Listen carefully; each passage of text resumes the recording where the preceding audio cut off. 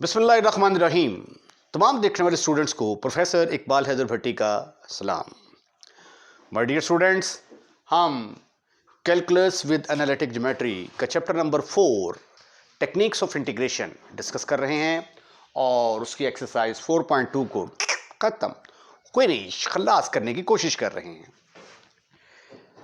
आज का लेक्चर हम क्वेश्चन नंबर 29 और इससे आगे जो क्वेश्चंस हैं आज के लेक्चर में हम उनको डिस्कस करेंगे। आज का लेक्चर स्टार्ट करने से पहले अगर आपको मेरे नोट्स चाहिए तो डिस्क्रिप्शन में जाइए, वहाँ पे एक नंबर मिलेगा आपको 0300 88 10640। इस पर रब्ता करने से आपको कंप्लीट इन्फॉर्मेशन मिल जाएगी कि आप मेरे नोट्स किस तरीके से हासिल कर सकते हैं। आइए क्वेश्चन नंबर 29 का आगाज़ करते हैं। Question number 29 is a very very very very very very very important question, very very very important question for examination point of view। अब ये देखें, यहाँ पे जो हमारे पास जो फंक्शन है जिसको हमने इंटीग्रेट करना है, उसके अंदर डिनोमिनेटर के अंदर जो ट्रिग्नोमेट्रिक फंक्शन हैं उनके ऊपर कोई डायरेक्ट फार्मूला नहीं लग रहा। 3 sin of x + 4 cos of x, अगर हम इसको sin x या cos x के साथ डिवाइड भी कर दें तो भी कोई जो है वो सिचुएशन हमारे पास नहीं बनती। अगर हम इस पूरे को एक ट्रिग्नोमेट्रिक फंक्शन बना दें, ठीक है, यानी अगर हम सब्स्टिट्यूशन करके इसको यानी पूरी रकम को साइन बना दें या cos बना दें, तो वो साइन या cos को जब हम न्यूमरेटर में लेके जाएंगे तो वो सीकेंट या कोसीकेंट बन जाएगा। तो सीकेंट और कोसीकेंट को इंटीग्रेट करने का हमारे पास फार्मूला मौजूद है। तो हम क्या करेंगे कि ये वाला जो फंक्शन है नीचे, इसको हम सिंगल ट्रिग्नोमेट्रिक फंक्शन बनाने की कोशिश करेंगे। उसके बाद मैजिक सब्स्टिट्यूशन, जो कि एक्सरसाइज 4.6 के अंदर मैं जो है वो डिस्कस करूंगा आपके साथ, कि अगर रैशनल ट्रिग्नोमेट्रिक फंक्शन आ जाए तो एक स्पेशल किस्म की सब्स्टिट्यूशन है जिसको मैजिक सब्स्टिट्यूशन मैं कहता हूं। उस मैजिक सब्स्टिट्यूशन की वजह से जो इस तरह के ट्रिग्नोमेट्रिक जो क्वेश्चन होते हैं, रैशनल ट्रिग्नोमेट्रिक फंक्शन जो होते हैं, उनको इंटीग्रेट करना बड़ा आसान होता है। तो ये वाला क्वेश्चन जो है, जब आप एक्सरसाइज 4.6 कर लेंगे तो आप उस मेथड से भी कर सकते हैं। यहां पर इसको मैं ज़रा डिफरेंट मेथड के साथ सॉल्व करने की कोशिश करता हूं। मैं इसको कन्वर्ट करूंगा सिंगल ट्रिग्नोमेट्रिक फंक्शन के अंदर। उसके लिए मैं पुट कर देता हूं, put 3 = r sin of theta, और 4 को मैं पुट कर देता हूं r cos of थीटा। आप सब्स्टिट्यूशन उलट भी कर सकते हैं। ये मैंने 3 की जगह पे r sin थीटा पुट किया है। अगर आप चाहेंगे तो 3 = r cos of theta put कर सकते हैं, और 4 की जगह पे r sin of theta put कर सकते हैं। दोनों तरीकों से क्वेश्चन निकल आएगा, आंसर का इसका निकल आएगा, और दोनों ही आंसर डिफरेंट होंगे। ठीक है, डिफरेंट मेथड अडॉप्ट करेंगे, डिफरेंट आंसर आएगा। तो उससे परेशान नहीं होना कि बुक में इसका आंसर मैच नहीं कर रहा। ठीक है, अब ये देखिए, इसका नाम अगर मैं रखता हूं नंबर 1 और ये नंबर 2, तो अब देखते हैं कि r की वैल्यू क्या निकलती है। इनको मैं स्क्वायर करके ऐड कर देता हूं, स्क्वायरिंग एडिंग, स्क्वायर करके ऐड कर दिया तो ये आ गया। इसका स्क्वायर लेंगे तो 9 16 r square sine square theta plus r square cos square theta. r square को कॉमन लिया, ब्रैकेट के अंदर आ गया sine square theta plus cos square theta. 9 + 16, your answer is 25। तो r स्क्वायर किसके बराबर आ गया? Sine square theta plus cos square theta. Everyone knows that is equal to just 1। तो r square is equal to 25। तो r की value यहां पे किसके बराबर आ गई? 5 के बराबर। Right right. उसके बाद थीटा की वैल्यू अगर मैं कैलकुलेट करना चाहूं तो उसके लिए मैं क्या करूंगा? मैं डिवाइड करूंगा, divide 1/2, Divide 1 by 2. Your answer is 3 by 4 is equal to r sin of theta over r cos of theta. r के साथ कैंसिल, टेंजेंट थीटा की वैल्यू किसके बराबर आ गई? 3 by 4. And what is the value of theta? That is equal to tangent inverse 3 by 4. इसको हम कर देते हैं डब्बा पैक. ये देखिए डब्बे के अंदर मैंने इसको बंद कर दिया. अब ये जो रिजल्ट हैं इनको मैं बाद में यूज करूंगा, क्योंकि मैंने ये सब्स्टिट्यूशन की है ना, तो इनकी मैंने वैल्यूज पहले ही निकाल के रख ली हैं. अब ये देखें, ये सब्स्टिट्यूशन करने के बाद अब ये जो मेरा गिवन स्टेटमेंट है वो क्या बनेगी? मैं इसको कह देता हूं 1 2 नाम रख दिए मैंने पहले, चले मैं इसको ए कह देता हूं.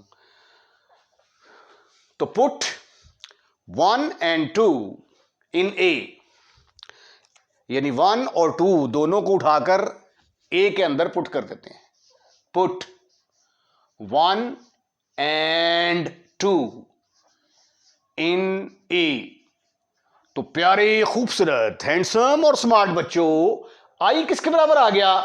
आई is equal to dx divided by 3 की जगह पे मैंने पुट कर दिया r sine of theta. r sine of theta into sine of x plus 4 की जगह पे मैंने क्या पुट कर दिया? r cos of theta. r cos of theta और ये cos of x as it is. अगले स्टेप में प्यारे खूबसूरत प्यारे प्यारे बच्चों, ये r जो है ये डिनोमिनेटर में से मुझे कॉमन नजर आ रहा है.